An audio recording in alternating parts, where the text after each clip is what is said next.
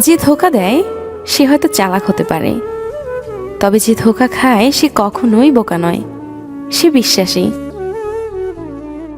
1 বছরে 10টা বন্ধু বানানো কঠিন কোনো কাজ নয়, তবে 10 বছর ধরে একটা বন্ধুত্ব টিকিয়ে রাখা অনেক কঠিন। সম্পর্কটা দুজনের হলেও যদি কেবলমাত্র একজন সেটা টিকিয়ে রাখার চেষ্টা করে, তবে সেই সম্পর্ক কখনোই টিকে না। কারো অবহেলিত ভালোবাসার থেকে জীবনে একা একা থাকা অনেক ভালো। আচ্ছা, কষ্ট পেলে কি ভালোবাসা হারিয়ে যায়? কখনো না। যে ভালোবাসতে জানে সে শত কষ্টের মাঝেও ভালোবাসতে পারে। আদর্শ স্ত্রী হলো সেই নারী যে নিজের চাহিদাকে স্বামীর আয়ের উপরই সীমাবদ্ধ রাখে। বাবারা কখনো কাঁদে না, কারণ বাবাদের চোখের জল গায়ের ঘাম হয়েই বেরিয়ে যায়। যতদিন তুমি অন্যদের কথা সহ্য করতে পারবে ততদিনই তুমি ভালো, প্রতিবাদ করলেই তুমি খারাপ।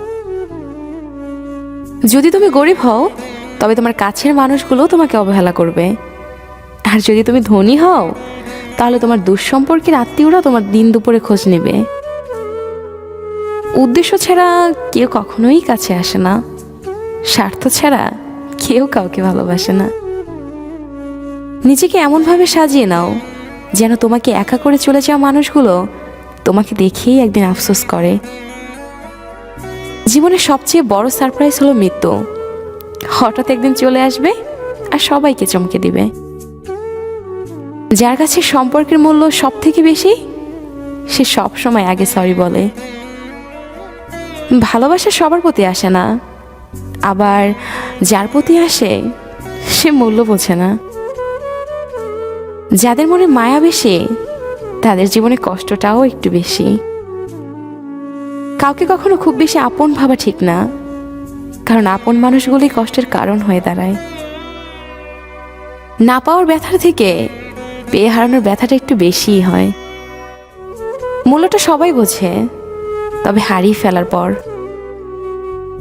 লোকে কি ভাববে এটা ভেবে কোনো কিছুই কখনো বন্ধ করো না, কারণ জীবনটা তোমার, লোকের না। একমাত্র মাকে জড়িয়ে ধরার অনুভূতি পৃথিবীর সব অনুভূতিকে হার মানায়। সবসময় হাসি খুশি থাকার চেষ্টা করো, এতে তোমার কাছের মানুষগুলো তোমাকে দেখে অনেক বেশি খুশি হবে, আর তোমার শত্রুগুলো তোমাকে দেখে অনেক বেশি কষ্ট পাবে। কিসের ছোট কিসের বড় কাজ মনে রাখবেন, কাজই মানুষকে পেট চালানোর তাগিদেই করে থাকে, আর তাই সকল কাজই বড়। জীবনে যদি কষ্ট কম পেতে চান তবে মন থেকে আগে মায়াটাকে ত্যাগ করুন। সবশেষে আপনার কাছে একটা কথাই জানতে চাই, নিচের কমেন্ট বক্সে আপনার জীবনের এমন একটা লাইন লিখুন যার জন্য আপনি গর্বিত।